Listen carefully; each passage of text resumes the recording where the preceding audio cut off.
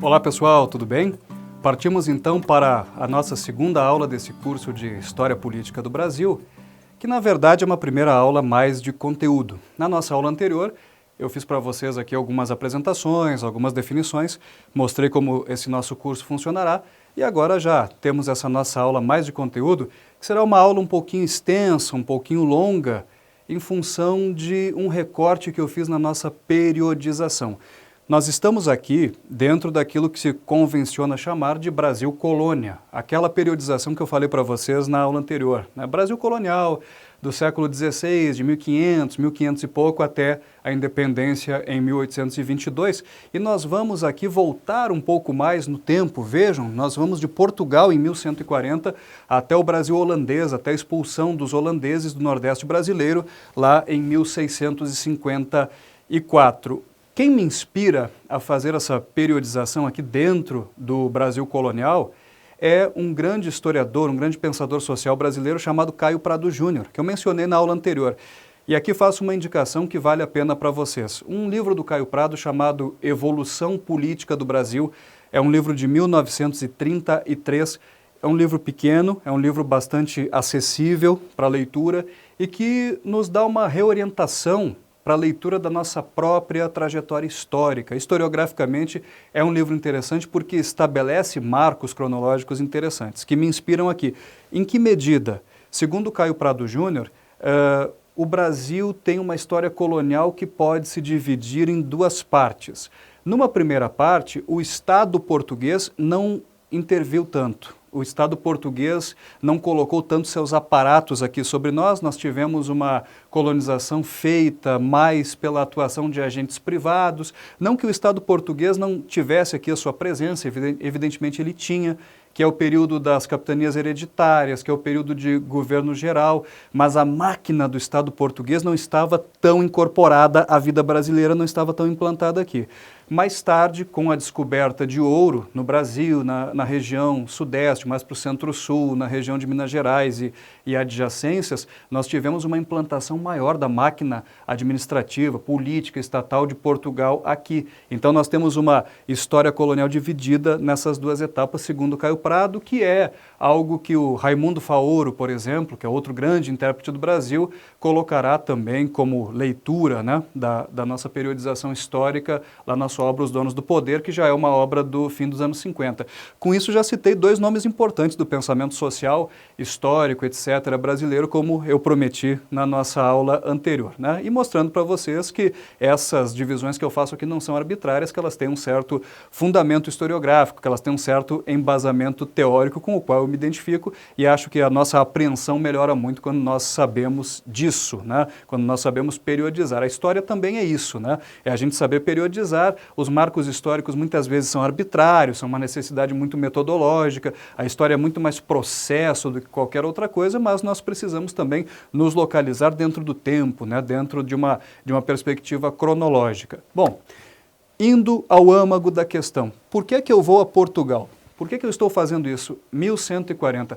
Portugal é o Estado nacional mais antigo da Europa. Portugal tem as fronteiras fixas, estáveis, mais antigas da Europa. É o território de Estado nacional que se formou mais precocemente. Lá por volta de 1139, 1140, nós temos um tal Henrique de Borgonha, depois nós temos um Afonso Henriques e o começo de uma dinastia, né, de uma dinastia de Borgonha, uma primeira dinastia que governa Portugal até o fim do século XIV aproximadamente e que é responsável pela formação do Estado português. Por que é que eu estou dizendo isso aqui para vocês? Porque é muito comum nós entendermos a expansão de Portugal posteriormente, né, no século XV, no século XVI, por uma perspectiva meramente geográfica. Então Portugal ficava numa ponta da Europa, ficava numa fronteira da Europa com o desconhecido, como disse Sérgio Buarque de Holanda no seu célebre Raízes do Brasil, de 1936. Né? Aliás, aqui um parênteses, é uma obra monumental também para compreender o Brasil. Sérgio Buarque de Holanda, pai do Chico Buarque, escreve o Raízes do Brasil e começa dizendo: Portugal ficava numa fronteira da Europa com o desconhecido. Atrás, o inimigo, estava ali a Espanha. Então a sobrevivência de Portugal dependia de uma expansão, mas para onde? Lançando-se ao Mar Grosso, ao Mar Oceano, explorando esse desconhecido, porque o Sérgio Buarque trabalha mais uma perspectiva assim, de uma certa psicologia social, da formação da mentalidade do aventureirismo português e tudo mais. Essas interpretações de base geográfica, elas não são incorretas, mas eu quero focalizar aqui uma outra coisa. Portugal também se expandiu precocemente, antes de qualquer outra nação europeia se expandir, porque já tinha uma organização política prévia, uma organização política, político-administrativa, sendo o primeiro Estado Nacional formado no continente europeu. E, curiosamente, um Estado Nacional formado dentro da Idade Média. Quando nós pensamos o Estado, nós pensamos em um fenômeno moderno, mas Portugal está se formando ali, 1140 aproximadamente, dentro do escopo daquele tempo que nós chamamos de Baixa Idade Média e dentro de mecanismos um tanto quanto medievais, de concessão, de território, a nobres, né, no caso do Henrique de Borgonha, que luta na expulsão dos muçulmanos, né, lembrando que o mundo islâmico ocupa a Península Ibérica durante muito tempo, né, desde o ano de 1711, aquela coisa toda. Não me alongarei muito sobre isso, dou assim algum caminho para quem queira se aprofundar um pouco mais, tem uns recortes, tem umas nuances muito interessantes, mas em síntese, Portugal se expande para dar no que deu aqui no Brasil, também porque tinha um ordenamento político, administrativo, jurídico, logístico muito anterior em relação a algumas nações europeias. Então não é só uma questão de fronteira geográfica com o mar, com o oceano, com o desconhecido, não é apenas isso que explica a expansão precoce de Portugal. Apenas para um fim de comparação, a unidade espanhola vai se dar apenas no final do século XV. 1492, no mesmo ano em que Cristóvão Colombo, financiado pelos reis católicos da Espanha, Isabel e Fernando, vem aqui para a América. Nesse mesmo ano é que os reis da Espanha estão expulsando os muçulmanos de Granada, o último grande reduto muçulmano naquilo que virá a ser o território espanhol. Então vejam quantos séculos de diferença. No século XII, Portugal já se unifica, Espanha só no final do século XV, né? Tem mais de 3 séculos aí de diferença entre a unidade de um e de outro país naquilo que nós chamamos de Ibéria, que nós chamamos de Península Ibérica. Mas o fato é o seguinte: quando nós chegamos no final do século XV, Portugal já existindo como Estado, já se expandindo, Portugal já vinha circunnavegando a África desde o início do século XV para buscar especiarias no Oriente. A Espanha também vai saltar ao mar nesse período, através dos trabalhos prestados por Colombo, né? Começa a haver aquela suposição de que, olha, existem mais terras do que nós pensávamos, de que o mundo é muito maior do que nós pensávamos. Então vamos dividir o mundo entre nós. Somos as potências marítimas europeias do momento, Portugal e Espanha, nós vamos dividir entre nós aqui o mundo, né? O mundo até desconhecido. O que será que tem para lá, né, que navegando nós poderemos descobrir? E como é que Portugal e Espanha dividem esse mundo a ser descoberto, principalmente depois da chegada de Colombo às Antilhas, né, na América Central? Então já se suspeitava com bem mais concretude de que havia mais terras para cá. Na verdade havia um continente inteiro, né, que é o continente americano, e aí as coroas portuguesa e espanhola começam a disputar, né? Quem vai ficar com o quê? Se tem mais terra para lá, como é que a gente vai dividir isso, né? Os dois países estão navegando e buscando. Tudo isso será disputado com arbítrio papal. Por quê? Porque se trata de duas nações católicas, com catolicismo, perdão, oficial ali preponderando. Sendo duas nações católicas, o Papa arbitra essa divisão do mundo entre as duas, naquilo que nós podemos chamar de direito internacional, ou um primórdio do direito internacional, numa época em que não havia muito racionalismo jurídico ainda, né? Nós falaremos sobre isso mais adiante. E, num primeiro momento, lá por 1493, nós temos a divisão com a bula intercoetera, né, que dá 100 léguas a partir de Açores e Cabo Verde para Portugal e o resto da Espanha, e isso prejudica muito Portugal, né? São histórias muito conhecidas desde a nossa formação escolar, né? E aí nós olhamos o aspecto político da questão. O Papa que celebra essa bula intercoetera é um Papa espanhol, né? É um papa chamado Alexandre VI, né? Na verdade, um papa aragonês, né? A gente não tem a Espanha ainda como uma unidade, isso é uma outra problemática, mas ele está ali fazendo política, defendendo os interesses espanhóis. Portugal protesta e já no ano seguinte, 1494, nós temos o famoso Tratado de Tordesilhas, que também estabelece uma linha, também estabelece um meridiano imaginário a partir dos arquipélagos portugueses, mas de 370 léguas, né? O que dá a Portugal uma certa fatia do território disso que virá a ser a América, especialmente disso que virá a ser o Brasil, disso que virá a ser a costa brasileira. Procurem aí, né, uma imagenzinha, Tratado de Tordesilhas, a linha imaginária, para ver o que era a América portuguesa num primeiro momento. Depois houve uma expansão territorial, muitas disputas de limites e fronteiras entre Portugal e Espanha aqui no continente americano. Isso é um ponto importante da nossa trajetória política, por quê? Exatamente porque política pressupõe Estado. O Estado pressupõe soberania sobre território.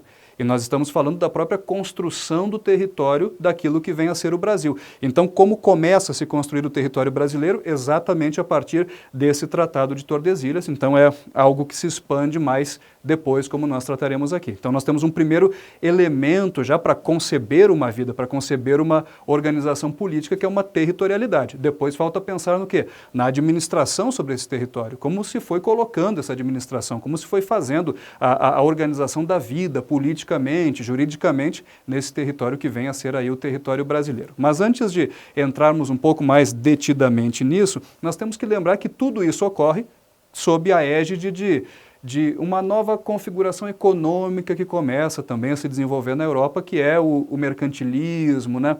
O mercantilismo em si, capitalismo mercantil, que é até uma expressão muito, como direi, contestada por economistas, né? Essa ideia de que o capitalismo tem uma fase mercantil, depois uma fase industrial, que lá por meados do século XVIII começa a se elaborar, e depois uma fase financeira a partir do fim da Segunda Guerra Mundial, dos tratados de Bretton Woods. Então nós, em geral, dividimos a história do capitalismo assim. Mas tem muitos economistas que contestam isso, e mesmo no âmbito da historiografia também, muita gente aí da história que contesta mesmo que tenha existido de fato uma revolução industrial na Inglaterra do meio do século XVIII, enfim. Mas metodologicamente a gente vai pensar um pouco aqui, né, num capitalismo numa fase inicial, numa fase que é comercial, que é mercantil, no sentido em que a burguesia envolvida, os agentes envolvidos nesse capitalismo, não produzem aquilo que irão vender, apenas buscam em algum lugar para revender no outro, né? Que é a questão da rota das especiarias, que Portugal vai buscando ao contornar a África, lá nas Índias e coisa e tal, essa história que todo mundo conhece mais ou menos bem. Mas o que nos interessa aqui é que, por causa dessa configuração econômica, nós temos uma implicação política muito séria. Qual? O Brasil, assim como o conjunto das Américas, e olhando especialmente para a América Latina, surgindo como domínios coloniais, não como Estado independente. Nós não temos o Brasil como um território independente nos 3 primeiros séculos da sua existência dentro dessa história oficial como nós conhecemos. Nós temos o Brasil com um vínculo de colonialismo em relação a Portugal, essa ideia da dicotomia, metrópole, colônia. A metrópole suga a colônia, vai parasitar a colônia, né? Na expressão célebre do grande pensador brasileiro Manuel Bonfim, que é outro também que nós devemos buscar referência, e a colônia tem apenas, ou quase apenas, obrigações, fornecer matérias-primas, fornecer gêneros primários para a metrópole, e tem uma série de proibições. Então, a legislação que se abate, né, sobre o mundo colonial, desde sempre, é uma legislação de interdição.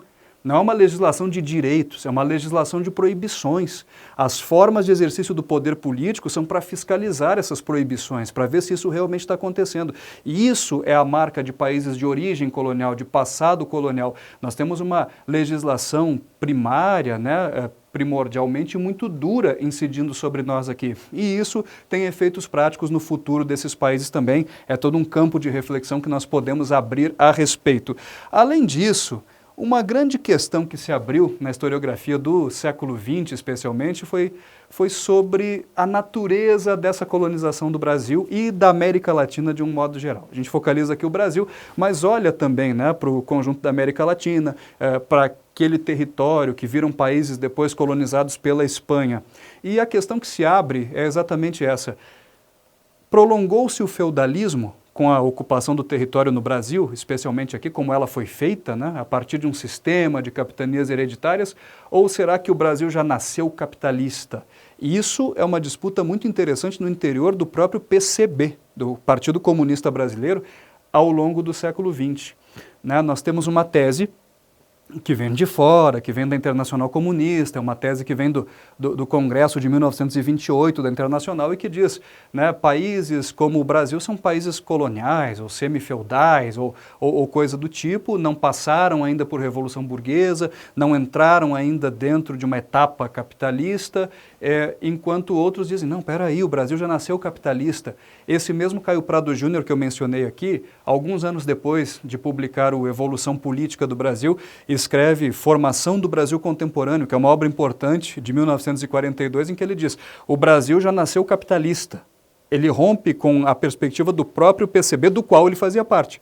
O Brasil já nasceu capitalista. O Brasil não nasceu por causa de sobra, de excesso de contingente populacional na Europa que teve que vir para cá. Não. O Brasil não nasce dessa necessidade. O Brasil nasce de uma expansão do comércio internacional, né, daquilo que se convencionou então chamar de mercantilismo. O Caio Prado fala até no sentido da colonização. O Brasil sempre existiu para fora, para fornecer produtos primários produzidos em larga escala para abastecer a Europa, para abastecer mercado europeu. É uma perspectiva que o Darcy Ribeiro retoma mais adiante também, né, do Brasil que nunca existiu para si, do povo brasileiro sempre como um proletariado externo de nações mais avançadas e tal e coisa, é uma discussão interessante. O fato é o seguinte, se aqui na América Latina preponderou um prolongamento do feudalismo pelo modo como esse território todo foi ocupado, ou se já se formou tudo isso por uma dinâmica capitalista, é uma discussão. O fato é que na Europa o capitalismo se alimentou muito mesmo dessa colonização. Por quê? Pela entrada maciça de metais preciosos na Europa, né? De prata, da América Espanhola, de ouro, depois do ouro proveniente aqui do Brasil, de Minas Gerais. Ainda lá no século XVI, né, nós temos a chamada Revolução dos Preços acontecendo na Europa, na célebre expressão do Jean Bodin, um pensador francês do período, e que diz o seguinte, olha, a entrada de metais produziu mais moeda, né? É o tal metalismo, deu mais base, economicamente falando, né, com moedas de troca, para o próprio capitalismo europeu se desenvolver. Então fica isso como uma reflexão interessante aqui para nós também.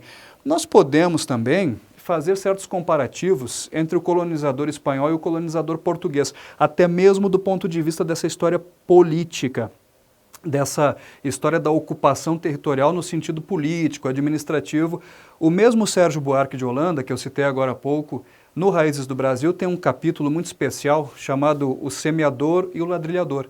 E ele compara o colonizador português, semeador, com o colonizador espanhol, chamado ali de ladrilhador, mostrando o seguinte, mostrando que embora o pano de fundo da ocupação, disso que nós chamamos de América Latina, fosse basicamente o mesmo, né, interesses desse capitalismo mercantil, comercial, movimento de expansão europeia, em busca de certas coisas, enfim, há certas diferenças significativas para assinalar entre portugueses e espanhóis no sentido da ocupação do território e da consolidação dos regimes político, jurídico.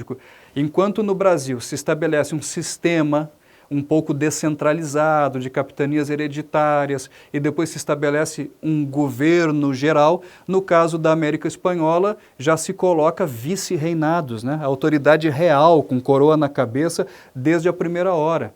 Enquanto no Brasil não existem universidades durante todo o período colonial, né? E somente lá no período republicano que nós vamos ter universidades de fato, a América Espanhola já coloca universidades, desde a primeira hora, desde o século XVI. Né? A gente vai ter o espanhol produzindo, criando universidades nas suas ocupações aqui na América.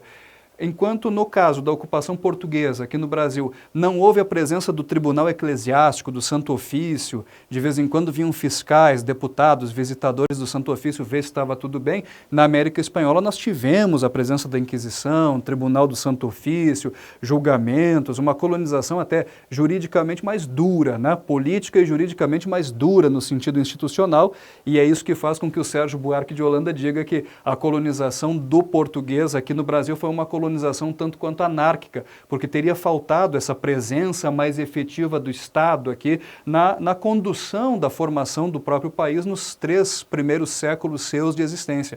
Então é uma reflexão interessante que, mais uma vez, justifica a menção que eu faço a esses autores e justifica também que vocês procurem essas obras para ler, para ter uma perspectiva bem panorâmica assim, né, da construção do país e aprofundando alguns tópicos importantes também.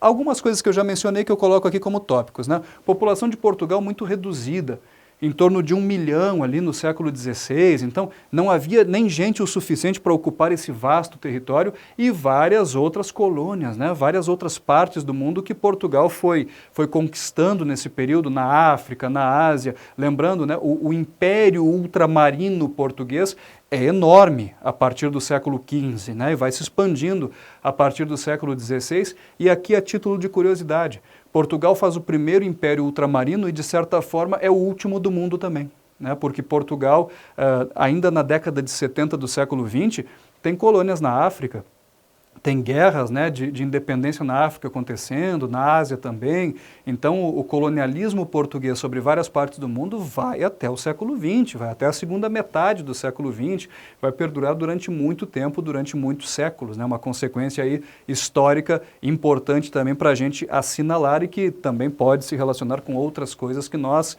viremos a estudar depois. Aquilo que eu falei também na primeira aula, né? Num primeiro momento, Portugal estabelece feitorias, são galpões para armazenar um produto qualquer extraído da natureza, toras de pau-brasil. Aqui nós tivemos gente que veio nos primeiros anos do século XVI para o Brasil, tendo contratos com a coroa portuguesa, particulares que vieram como Fernão de Noronha, para passar um tempo aqui explorando pau-brasil, mandando uma certa quantidade de navios por ano para Portugal para levar essas toras para lá, tendo uma remuneração por isso, mas ainda não era uma colonização efetiva, propriamente dita, do território. A colonização para se estabelecer no lugar, para criar, para produzir riquezas, é uma outra coisa, né? É uma outra forma de ocupação e que aqui no caso do Brasil virá somente depois, né? Virá somente na década de 1530. Antes disso nós temos Martim Afonso de Souza vindo para cá 2 anos antes, trazendo as primeiras mudas de cana-de-açúcar. Nós temos a criação do primeiro engenho, né,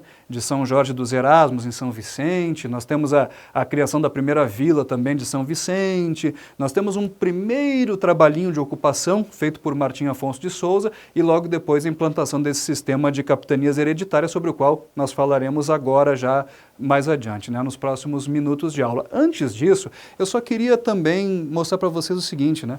Existe toda uma reflexão que se faz a respeito da Península Ibérica, no sentido dos ibéricos como navegadores, como, entre aspas, descobridores. Essa expressão descobrimento é muito problemática, especialmente quando nós observamos que, nisso que nós convencionamos chamar de Américas, já havia gente vivendo, muita gente vivendo, milhões de pessoas, né, os chamados povos originários, indígenas, etc., vivendo de forma organizada, já havia ocupação territorial há milênios aqui. Então, essa coisa da descoberta, do descobrimento pelos europeus tem um acento imperialista bastante forte, né, que é muito criticado.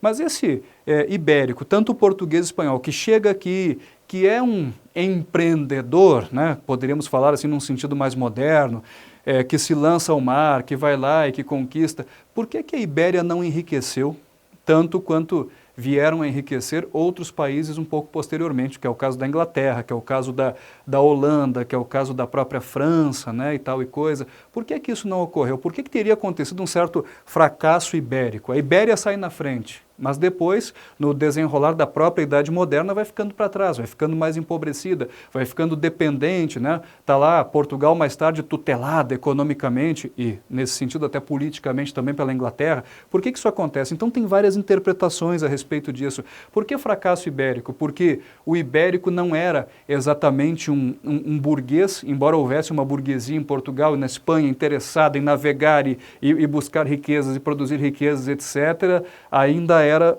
um pessoal que, do ponto de vista da sua mentalidade, preservou certos valores aristocráticos referentes a um período histórico anterior, enquanto enriquecia com o comércio, e essas coisas não se combinaram muito bem. Para evocar aqui mais uma vez o Darcy Ribeiro na sua obra processo civilizatório. Ele dá uma leitura interessante sobre isso, dizendo que na Ibéria não havia um capitalismo de verdade nesse momento. Por isso que não deu tão certo quanto daria o capitalismo depois na Inglaterra, na Holanda e etc. E aí o Darcy Ribeiro chama Portugal e Espanha de impérios mercantis salvacionistas, né, que tem ainda um acento religioso muito forte, lembrando do projeto, da missão evangelizadora, né, que se abate aqui sobre essas terras. É toda uma outra reflexão importante que nós podemos fazer a respeito, né? Lembrem-se para quem conhece um pouquinho mais, da Ética Protestante e o Espírito do Capitalismo, de Max Weber, que fala bem sobre a mentalidade protestante do burguês protestante capitalista, né, que é diferenciado do católico burguês capitalista. Enfim, né, tem uns psicologismos aí, umas psicologias sociais que às vezes dão um pouquinho conta do recado, né, de explicar para nós determinadas coisas, ou pelo menos fornecem algumas linhas interpretativas que podem, de algum modo, ser interessantes, né?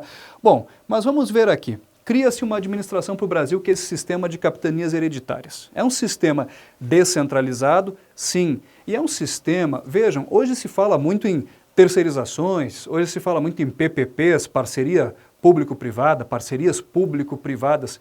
Será que isso não está de algum modo, não querendo eu ser anacrônico aqui, mas na própria gênese do país, né? Então, nós temos uma coroa portuguesa que não tem recursos humanos em quantidade suficiente, nem econômicos em quantidade suficiente, porque na década de 1530 o comércio com as Índias já começa a declinar, e aí essa coroa delega a particulares a tarefa de iniciar a colonização do território, dividindo esse território que virá a ser o território brasileiro aqui em alguns lotes, né? Quer dizer, 14 capitanias em 15 lotes, dadas a 12 donatários. Alguns tiveram mais de uma, né? E tal e coisa. E é por causa desse tipo de divisão que se coloca também aquela problemática. Mas isso é um prolongamento do feudalismo, essa coisa de uma concessão de terras a um agente privado que vai ter direito sobre essas terras, explorá-la e tal, regulados por carta de doação, esse capitão-mor que recebe a capitania, né? Ele tem um foral, ele está sob as ordenações do reino lá em Portugal, sob o famoso Código Manuelino. Nós vamos falar sobre esses códigos um pouco depois. Então isso prolonga o feudalismo de certa forma, esse modo de ocupar o território lembra aquela relação feudal, medieval de suzerania, vassalagem, concessão de terras, né? Aí que se pode ter algum elemento empírico na nossa história para entabular esse tipo de discussão. O que nos interessa aqui bastante é que essa coisa de centralização e descentralização é uma constante na própria história política do Brasil. Num certo momento a gente tem uma ocupação primeira descentralizada, embora o Estado não estivesse de todo ausente. 15 anos depois nós vamos ter um governo geral, é uma tentativa de centralização.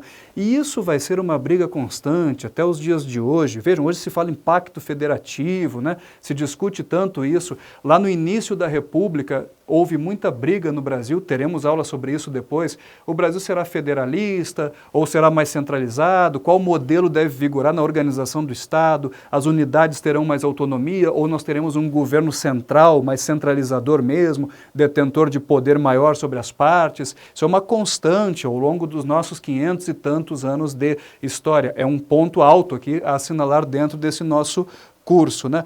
Essas capitanias deram certo? Não. E sim, é uma faca de dois gumes, como se dizia antigamente. Nós temos uma certa ambiguidade. Eu sei que vocês, talvez, na formação escolar, tenham tido aquela informação de que o sistema de capitanias não deu certo, à exceção de São Vicente e Pernambuco, né? Capitanias que tiveram, inclusive, a implantação do cultivo de cana-de-açúcar e por questões até geoclimáticas, isso teria dado mais certo ali do que em outras capitanias, ao passo que em outras capitanias muitos donatários nem chegaram a vir para cá ao receberem a capitania, outros vieram e fracassaram, tiveram atritos com indígenas, então foi algo muito complicado, nós não precisamos detalhar muito, então o sistema fracassou. Do ponto de vista econômico, talvez sim, mas do ponto de vista político, do ponto de vista que hoje nós podemos chamar até de geopolítico, territorial, o sistema de capitanias hereditárias deu certo. E eu sei que essa explicação não é convencional, mas por que se diz que esse sistema deu certo? Porque preservou o território nas mãos de Portugal. Era um território sob constante ameaça. Ameaça francesa, ameaça de pessoas provenientes de outras nações, de outras nacionalidades que contestavam, inclusive, o domínio português sobre esse território. Na época da Bula Intercoetera, do Tratado de Tordesilhas, o rei da França, chamado Francisco, lá no fim do século XV, que também era católico, ironicamente teria dito: onde está o testamento de Adão? Eu quero ver onde é que Adão deixou escrito que o mundo seria dividido apenas entre portugueses e espanhóis. Então a França, desde sempre, por ser um país católico, reivindicou também uma certa posse, né, sobre essas terras aqui, e a França vai incomodar bastante aqui ao longo da nossa história colonial, especialmente. Mas o fato é, essa ocupação pelo sistema de capitanias, de algum modo, preservou todo esse território nas mãos de portugueses. Essa é a síntese, esse é o sumo que nós devemos tirar dessa parte da aula. Indo adiante, nós temos uma centralização, a criação de um governo mais centralizado, né? Governo geral só será chamado mais tarde, né? Em 1577, num primeiro momento é chamado apenas de governo, tem um governador vindo para cá, né? Para centralizar um pouco mais, e aí nós temos essa figura do governador vindo para cá. O primeiro é o Tomé de Souza, é alguém que recebe poderes da coroa portuguesa para vir estabelecer uma ordem política, jurídica, administrativa sobre o território, mas lembrando daquele comparativo com o colonizador espanhol. Esse governador, ou mais tarde governador geral, assim chamado, ele não é um vice-rei com sangue real, com autoridade real, com coroa na cabeça, né? Ele é um burocrata do reino, né? Ele é alguém que recebeu uma tarefa, um tecnocrata, como diríamos hoje, que recebeu uma tarefa de vir para cá governar. Então ele terá esse poder tão legitimado perante certas elites que já existem aqui, os donatários das capitanias que deram certo e as elites agrárias que vão se formando ao redor, os grandes senhores da cana, os grandes senhores de engenho, né? É um ponto para se pensar. O fato é que nós temos um primeiro governo chegando aqui, né? E aí nós temos uma certa organização política maior, que é o que nos interessa para esse curso aqui. Chega aqui o Tomé de Souza como primeiro governador, trazendo aí umas 1.000 pessoas consigo, jesuítas inclusive, e aí a gente tem a Companhia de Jesus chegando aqui para iniciar aquele trabalho de evangelização. Com ele chega o padre Manuel da Nóbrega, mais tarde chegará o famoso padre Anchieta também, né, que é um ponto subsidiário aqui para esse nosso curso. 600 homens de armas e 400 degredados. 600 homens de armas. Um grande historiador brasileiro ligado ao PCB, chamava-se Nelson Werneck Sodré, escreveu um livro chamado História Militar do Brasil. É uma outra referência interessante, não me recordo agora o ano da primeira publicação dessa obra, mas é o pensamento brasileiro ali do século XX, né, de meados do século XX, e o Nelson Werneck afirma que a própria história militar do Brasil começa ali, né, com esses homens de armas que chegam com o Tomé de Souza aqui em caráter oficial. Degredados, né? O que são degredados? Olha que coisa interessante, também um outro ponto para nós pensarmos aqui. É um parênteses interessante que eu abro nessa nossa aula. Essa nossa aula aqui, por recobrir um período maior, ela será um pouco mais longa do que a média da duração das demais aulas, mas nós precisamos ter esses pontos aqui de inflexão, de reflexão. Quando nós falamos degredados, nós falamos de pessoas que estão punidas, condenadas lá em Portugal, mas que têm a sua punição, a sua condenação convertida em degredo, que é ser transferido para uma outra parte do mundo, que é ser largado muitas vezes até em lugar um tanto quanto inóspito. Mais tarde, lá na Conjuração e Inconfidência Mineira, alguns inconfidentes serão condenados ao degredo, né? Serão jogados na África. O próprio Luís de Camões foi degredado, né? O grande poeta, enfim, dos Lusíadas, né? Também foi. Então, quem é o degredado? Criou-se um preconceito muito grande no Brasil por uma leitura superficial da história de dizer o Brasil não tem como dar certo porque veio para cá transferida de Portugal de início toda uma massa de marginais, de gente condenada lá e que foi jogada aqui para iniciar a colonização, e os degredados estão chegando com o Tomé de Souza. Antes de 1530 houve alguns famosos também, João Ramalho ou o Caramuru também, né, o Diogo Álvares, mas o degredado, ele é um criminoso ou ele é um pecador? Porque nessa época aqui, nós estamos falando de século XVI, ainda não havia o racionalismo jurídico, que será inclusive incrementado pelo pensamento iluminista de 2 séculos mais tarde, para distinguir o crime do pecado. Então aqui crime e pecado se confundem. Então, um indivíduo que, de repente, não se casou oficialmente na igreja e está morando com uma mulher lá, ele já é visto como um pecador, então, ou não batizou o filho, ou comeu a carne que não devia numa sexta-feira santa, ou qualquer coisa do tipo, o indivíduo já era tido como um criminoso porquanto pecador. Não havia muita distinção. Então, muita gente que era degredada não tinha cometido furto, roubo, assassinato, né? Mas meramente atitudes consideradas pecaminosas pelo pensamento da época que não separava, então, crime e pecado, que carecia desse racionalismo jurídico aí necessário. Mas, chegando mais adiante aqui, o Tomé de Souza traz consigo um regimento, escrito lá pelo rei, pelos seus auxiliares, né? E que é uma peça jurídica muito minuciosa, que determinava as obrigações, né, dele como governador geral. Então, é uma peça jurídica importante, né? Além do foral que recebia lá o donatário da capitania, é uma peça jurídica importante porque é uma peça também mais abrangente, esse regimento que os governadores gerais terão. O que eles podem fazer, o que eles não podem, como eles organizarão a administração e tal e coisa, né?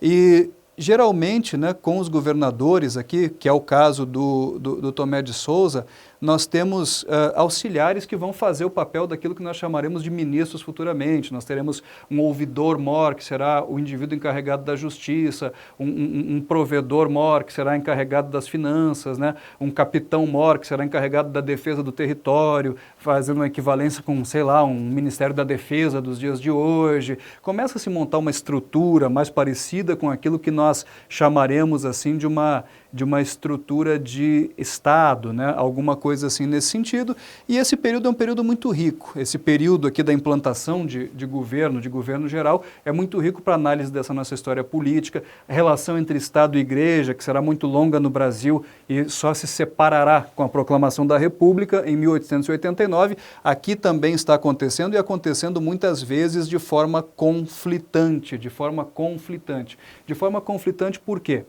Né, porque nós temos, num governo geral um pouco mais adiante de Duarte da Costa, uma briga entre o filho do governador geral, o Álvaro da Costa, em torno da questão da escravização indígena contra a maior autoridade católica eclesiástica no Brasil, que é o Dom Pero Sardinha, né, que é o responsável por comandar o primeiro bispado que foi fundado no Brasil, independente do bispado de Funchal, lá em Portugal. Então tem uma querela, tem uma briga entre os dois. O Dom Pero Sardinha é chamado a Portugal, é chamado a Lisboa para depor, para dar explicações sobre o que está acontecendo, e o seu navio afunda, naufraga no litoral do atual estado de Alagoas, e isso ele é comido, devorado por indígenas caetés, né, de matriz tupi, que praticavam antropofagia ritual. Dom Pero Sardinha é deglutido ali, né?